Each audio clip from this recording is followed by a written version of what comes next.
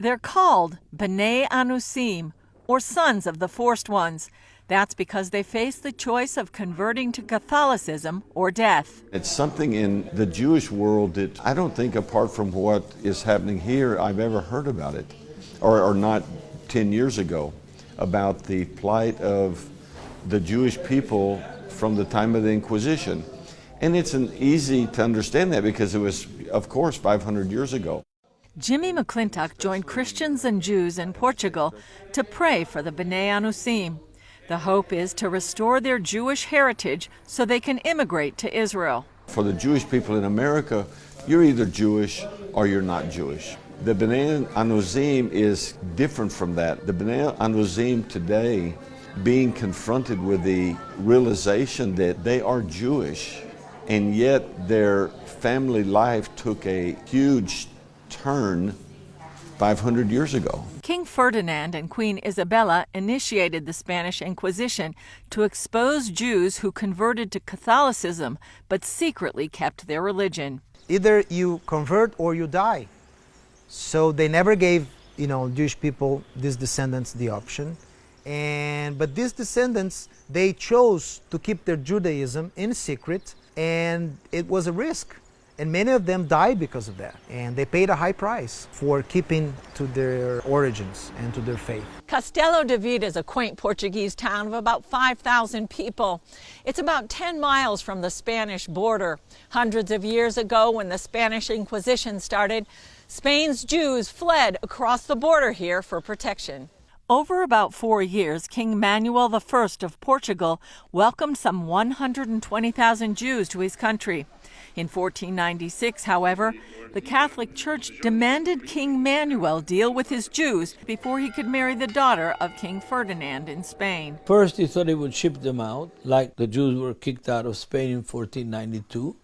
And then he realized that if he does, he's got nobody to administer his country and to run the country.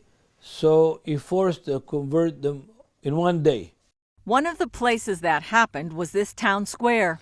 The Jews were rounded up and brought here from the Jewish neighborhood, sprinkled with water and given new names.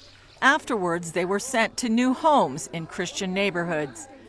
At the time, many of Portugal's Jews fled to newly discovered Brazil, where an estimated 60 million of their descendants still live today. And they want to know more about how to reconnect to the Jewish people and to the Jewish faith. They include Mateus Guimarães and his father Marcelo, who started the first of its kind museum about the persecution of the Jewish people during the infamous Inquisition. What is happening is that today we have thousands, if not millions of Brazilians that know that they are descendants from Jews from Portugal and Spain. And I believe the Lord is doing an awakening, and these people want to know more about their heritage. But they face a situation similar to their ancestors. The Orthodox establishment in Israel, they want to convert them to Jewish Orthodoxy, which is exactly what the Catholic Church did. They forced them to do something they don't want to do. Israeli Joe Shulam, who started the Nativia congregation in Jerusalem, is leading the immigration campaign for the Bnei Anusim. These people say we are Jews. We never stopped being Jewish. We were Jews even when we knew that if the church catches us and tries us in the auto de fe, we could be burned alive. They converted on the outside, and at home in secret they kept Jewish customs. The smallest things could give them away, like preparing on Friday for the Sabbath or Jewish holidays. According to Shulam, the challenge is convincing Israel to change its law of return. It currently states a Jew who converts to another religion is automatically disqualified from immigrating to Israel. They have kept their Jewish customs for 500 years on their own free will at the pain of death and torture. So why now force them to convert?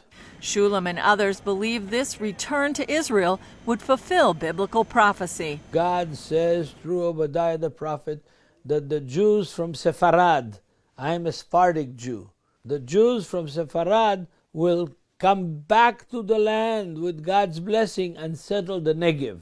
Israel has been trying to settle the Negev for 70 years. It's still empty. The Negev is waiting for these Jews. Isaac Herzog, chairman of the Jewish Agency, tells CBN News discussions are underway on how to handle immigration of the Bnei Anusim. This is a major issue because it also has to do with legal issues, historical issues. But yes, I'm very much looking forward to an enhanced policy together with the government of Israel on this. The vision is big. Shulam says they hope to eventually bring 2 million of these Jews back to Israel.